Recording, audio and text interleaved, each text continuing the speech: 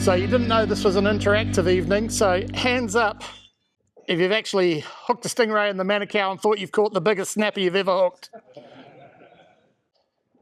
So to be honest, we've all done it. We've all been there. So to start with, I'm going to tell you a little story. Imagine a 7-year-old me wandering down the waterfront down to Onehunga Wharf. And that's how my fishing career in New Zealand really started. So I used to go to Onehunga Wharf when you're allowed to go and fish off of it, catching piper, little paruri. When you used to catch kahawai, that was the big excitement. And then I progressed as I got older to fishing around Mangere Bridge, catching kahawai off Mangere Bridge and going around Kiwi Esplanade and fishing over towards Pukatutu Island. And on the other side of the Manukau, going up fishing Cornwallis Wharf. This is all as a young fella. Many of the places I was just going there on my bike. And then over the years, my fishing obviously developed, and I've been out fishing the Manukau for 50 years now. And I was fishing the Manukau heads, Whachpu, surf casting, when you used to catch lots of snapper off the 9-pin rock and off the beach there. And used to go around Paratutai, catch massive kingies. You can still do that. And subsequently, when we got on a boat, we started to learn the Manukau, the little channels, the little holes, then the deeper holes, and then up towards the heads. Then eventually, going back still many years, we started going over the bar in 14-foot tinnies with bamboo outriggers. And we were chasing marlin and tuna. Classic shot to start with, that's out at Huia, launching my 1850 Stabicraft, which is one of the boats I fish out of. And this is a high-tech modern fishing boat. So it's powered by 135 horsepower Mercury. It's got the latest marine electronics on it. It's got a Simrad NSS4 fish finder, and we're going to talk about fish finders, and it doesn't matter which one you've got. I'll make it so that you can understand how to get the most out of your electronics. That's my big boat. And there's my little boat, but that's my 1450. And to be honest, I prefer fishing the Manukau out of my 1450 because it's a lot more fun. The big muddy, the Manukau. A lot of people go, oh, it's a dirty harbour. Factoid, it's actually one of the cleanest harbours in New Zealand. The reason it looks muddy is the silt in it is so light that it takes so long to settle.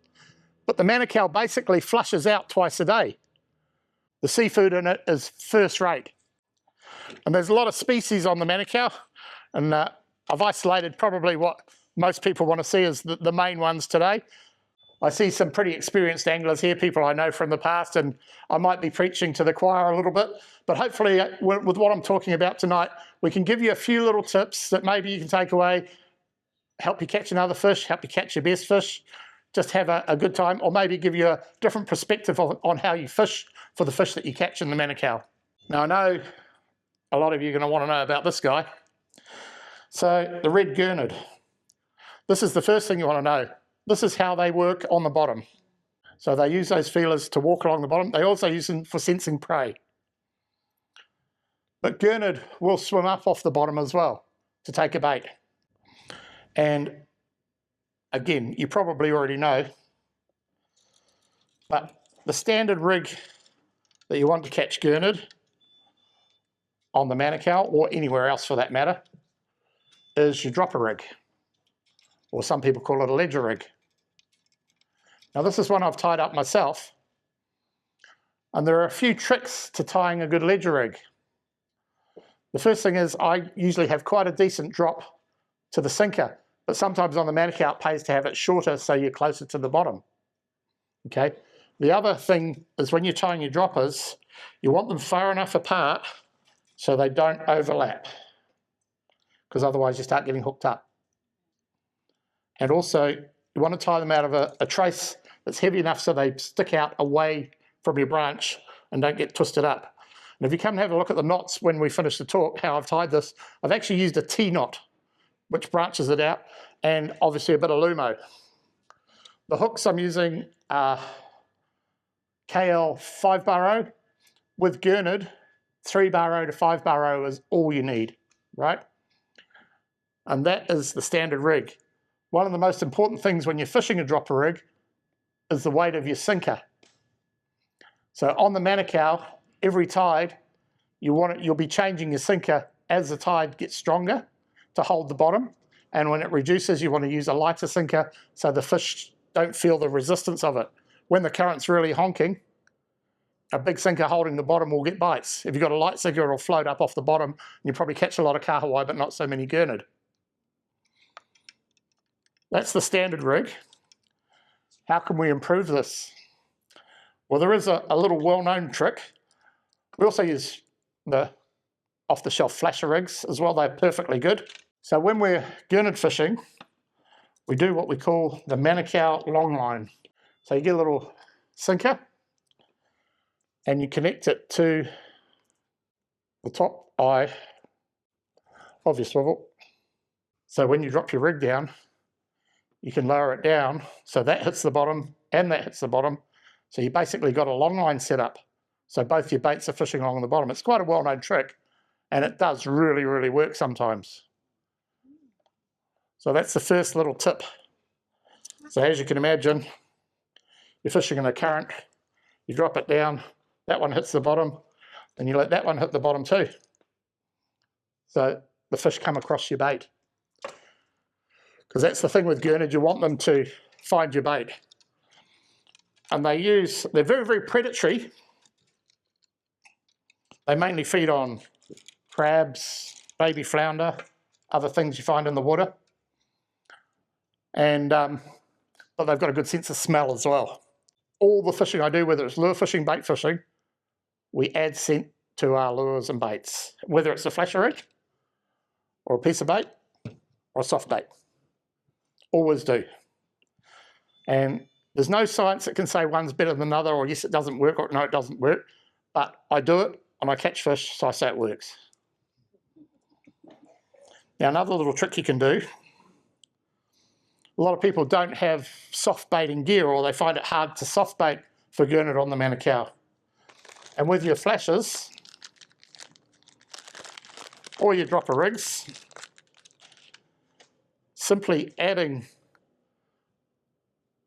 a soft bait that's got a lot of action like this one here to your flasher or your dropper rig just increases your chances. And when you're having problems with pickers like snapper or small kahawai, you put a lure on and you tend to get more just Gurnard, and you have to stay away from the bait. When it comes to bait for Gurnard fishing, my go-to is salted bonito.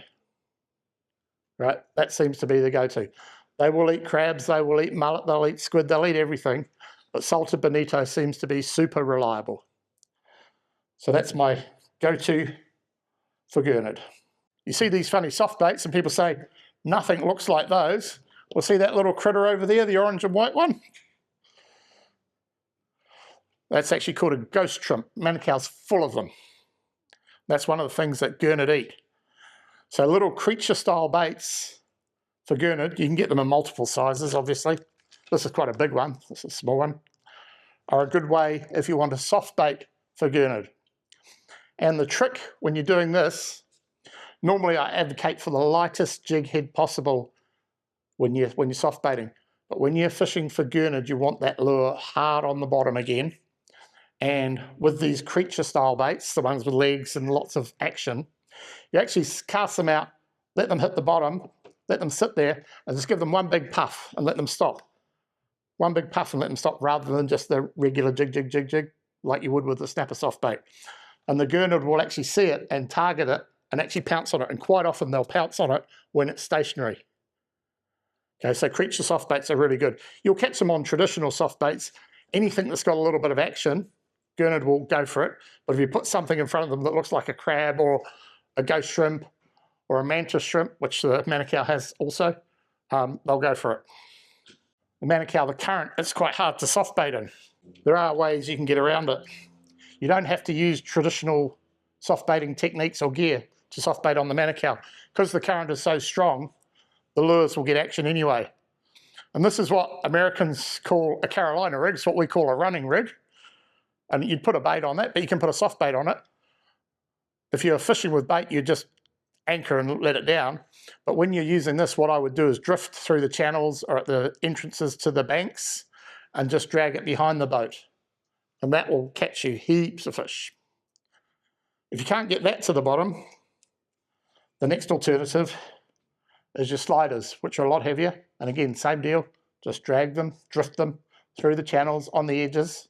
So there's various techniques you can use to fish for Gurnard, not only bait. You can drift, you can cast soft baits, you can drag soft baits, you can use dropper rigs with soft baits, and they all catch fish in various situations. Sometimes we fish really shallow, like 1 metre, 2 metres, right? And a little soft bait flick will catch you Gurnard all day long, and a bait sitting over the side probably won't get a bite.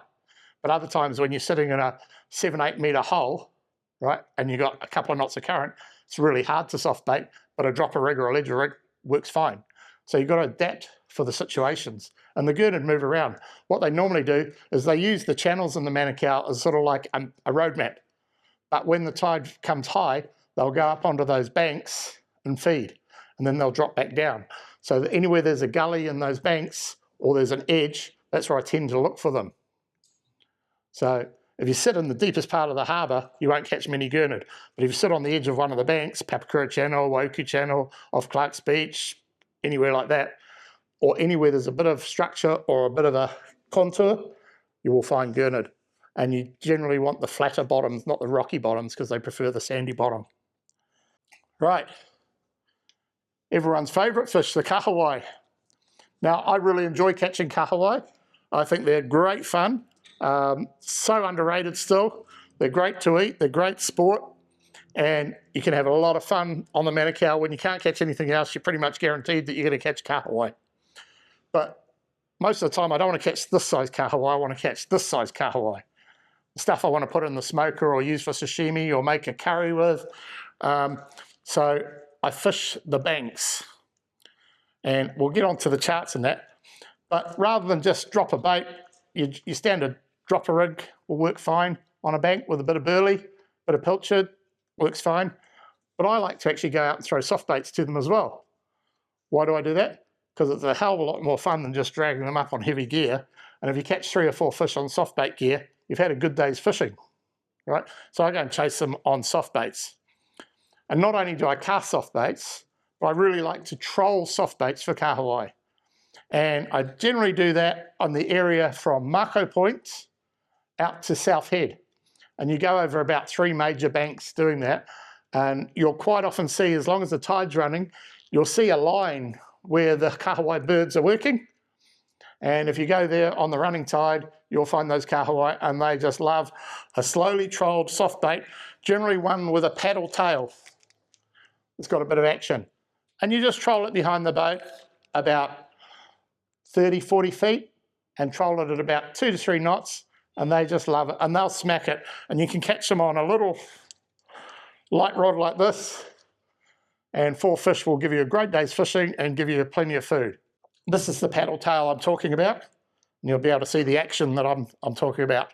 This is slow motion, so this is slowed down by 50%, but you can imagine a fish seeing that in the water. That's what they see and that's what they eat. Move on to one of the other popular species on the Manukau, and this is one I target a lot. So Trevalli. And my largest Trevalli on the Manukau is 16.5 pounds. So there are some really big Trevalli in there. You'll find a lot of school-sized ones in the inner harbour, around the marker buoys, tripod, where everyone fishes. Where you Gurnard fish on those banks, you'll find them. But the bigger ones you'll find in the rocky areas. You find them out on the mussel banks off Huia. There's some big, big Trevalli there. Now, the best way to catch Trevalli is to actually burley them up, have a good burley. Have your burley on the bottom, not on the top. Because the Manukau, if you're burleying on the top, your burley's going to go for miles. It will attract fish, but mainly kahawai. But if you put your burley down deep, use a couple of dive weights or something, put it on the bottom, then it's more likely to attract snapper, Trevalli, and fish that you want to catch. So you get onto the mussel banks, and you can see those. If you look on your chart on your sounder, you'll see where those banks are, and they're covered in mussels. Drop your burley down there. And one of the key tricks with Trevalli is to use quite fine gear. Use small, strong hooks. Don't use your really big 7, 8 burrows that you might use for snapper. So you want to use 3-4 burrows, quite small but strong hooks. Lightest trace, and use the smallest possible sinker you can. And Trevalli like to eat really oily, fleshy bait. So they like pilchard, they like fresh bonito, they like salted bonito, they like squid as well. But the number one for me is, if you can get it, is some fresh tuatua, but mussel works really well as well. So you start using shellfish baits and you'll catch a lot more Trevalli. The other thing with Trevalli, they also respond really well to soft baits as well. And you want to use little short, fast action soft baits or creature baits. And you just work them. Usually the best time to catch Trevalli on soft baits is at slack water. So when we fish off the Huia bank, we usually bait fish until slack water. And then when the current drops away, we start casting soft baits. And we always pick up a couple of Trevalli when we're doing that. So it's about timing what you do and when you do it. Because quite often with slack water, the bait fishing goes right off, but the lure fishing will improve. And there's another one from the Manukau on a small, tiny soft bait, small hook. And they fight so good and they taste wonderful. And there's no real trick to hooking them. You just cast out your soft bait and you can fish in the Manukau. I don't normally recommend soft baiting from an anchored boat, but on the Manukau it actually works because you've got so much current and flow all the time. But if you're drifting, just drift slowly, cast to the direction you're going, just so your bait will get to the bottom, and just work it so slow. Most people work their soft baits way too fast for all fishing, okay? Just get it to the bottom and just twitch it and the fish will hit it hard. So that was the last big snapper I caught at the end of, well, that was actually at the beginning of winter I caught that one. That was 80 centimetres, and that's obviously between Pupanga and Marco Point. Okay, so it's about an 8 kilo snapper. Snapper really, really interesting on the Manukau because you'll get them in everything from a metre of water up to 40 metres of water. And if you know where to look and know how to fish for them, you can catch some really good snapper. Late last season, there was a lot of really good snapper being caught right up the Weymouth Channel in the shallow water there. And guys are going up, burling up, and fish how you would fish maybe for stray lining for snapper with a ball sinker and a piece of pilchard. And they were catching some nice fish, 5-6 kilo fish, and plenty of them. We catch a lot around this area in the deep holes, but only on the top of the tide. On the outgoing tide or the running tide, you get none. It's only on the top of the tide you get them in the deep holes. In the shallows, we'd rather fish on the banks. So again, you fish the Huia bank, or you go, if you're going up the Waikato Channel, the Hongari bank, where all those mussel shells and structure are, and you'll find the snapper there. And again, there are fish that will go up onto the shallow banks feeding on shellfish at top of the tide, and then they'll drift back into the channels as the tide goes out. We also soft bait a lot of big snapper on the Manukau. We're fishing at a slightly sloppy entrance to the Manukau Harbour this morning. And what we're doing is putting a little bit of maybe a myth to bed.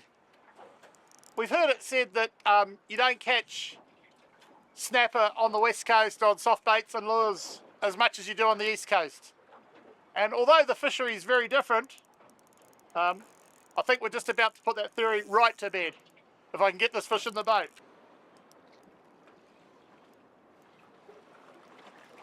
So you definitely have to adjust your techniques to fish these shallow, strong current harbours with soft baits, but trust me, it definitely works.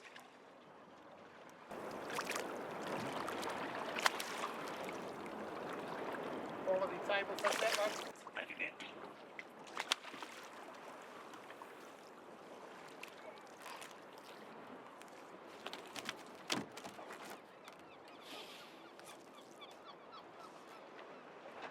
And this isn't a super big fish, it's just probably a nice panny. Yeah, maybe 45. But I'm always happy to catch a snapper that size because that's the size I want to eat. But where we're fishing there at the south head, that's one of the bigger ones we caught there. That was an 85 centimetre one. All right. So we're fishing the south head of the bank there. You actually cast onto the sand when you start fishing on dry land. And it goes from 2 metres to 20 metres in the space of about 20 metres off the bank. And you're fishing that zone there, and the snapper come in there. There's other fish that come in there, and we'll talk about that a bit later on. but you've got to use quite heavy jig heads to get down to them, because you're right at the pretty much to the entrance of the harbour, and you get massive currents. As you can see, you get a bit of swell there at times. That was a pretty rough day, but the fish are there, so you go there. Usually you want a southeasterly, so the wind's going over the top of you, and an incoming tide with not too much swell. And you fish along those banks there with about a 1 ounce head and a 5 to 7 inch soft bait. And like I say, you cast up onto the sand to start with and start working it back from there. And obviously you're drifting, and you drift towards the direction you're going, and those fish in there, they smash you. And I've literally wound my lure off the sand and gone, oh, and it's been a snapper. So it's a very exciting spot to fish, and it's something not a lot of people do. Same day we caught that guy there. So kingfish on the Manukau is one of my loves, and obviously we're fishing the same technique that we fish for the snapper. We've got that kingy there, it's about 14 kilos, not a monster, but it's still a nice fish on soft baiting gear. Here's the other way we catch them. This is the easiest way to catch kingies on the Manukau. So it's using shameless product plug here, a Rapala diving lure. They have been and always will be a really good fish catcher. As you can see, they've got an inbuilt action. The bib dives them down and they wiggle and they look like a fish. So you troll those around the areas where there's lots of bait fish and around any rocky headlands, like again, South Head Channel, Cake Island, Puponga Point, Marco Point, anywhere there's a marker buoy, troll your Rapala there, you will catch kingfish. Out off Cornwallis Wharf, all those areas. Jigging works as well, but only in the deeper holes. So you've got soft bait jigging. Then we'll get on to my number one way to catch kingies on the Manukau, and it's all about the live bait. And I'm sure we've seen this before. This is a school of spawning mullet. All right, that's just off the Huia bank. So to live bait for kingies, they will take kahawai, they will take yellowtail piper, but their favourite food, without doubt, is mullet on the Manukau. They also eat little flounder. We used to use baby flounder, but obviously you can't use undersized flounder anymore. But baby flounder used to be a top kingy bait when you're allowed to use it. But there's a trick to catching mullet. So they don't really, because they're filter feeders, they don't really take a lure or a bait. So here I have a basic casting set, and I have a stick bait that's maybe a bit small, but any size will do as long as it's floating, and usually mullet coloured. You think I'm using this to catch the kingies on? Wrong. What we do is we cast this out when we see mullet spawning, and we wind it slowly past them. And what happens is the male mullet, it's a bit like a sex toy for a male mullet. They think it's a female mullet. And we have another person set up with another casting rod with, this is the mullet lure.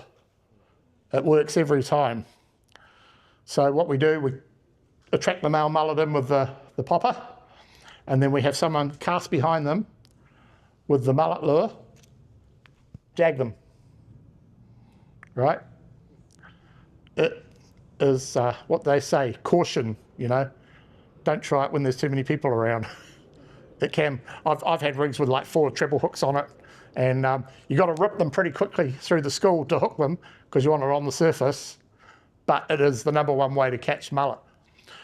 Back in the day when we used to land base wharapu a lot, we basically used that technique, and there'd be 3 or 4 of us there. One guy would be working the popper, the other guys would be jagging, and we'd go and jag a mullet, we'd wrap it up in a tea towel, we'd catch it on paratutai or whatever, and we'd run round to the 9-pin with this mullet in a wet tea towel, hook it up, put it out off the front of the 9-pin, and the strikes were pretty much instantaneous.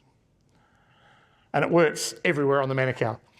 If you're lucky enough to be able to net mullet and keep them alive, a bit easier, or throw nets the other way you can get them. But the old mullet jag is definitely a good way to catch them, and kingies absolutely just go nuts when there's mullet in the water. I've seen them chasing the mullet in and chase the mullet up onto the rocks, and big fish. So my biggest kingy on the Manukau is 68 pounds. And that was actually caught at the wharf at Wharapu, right, on a live mullet.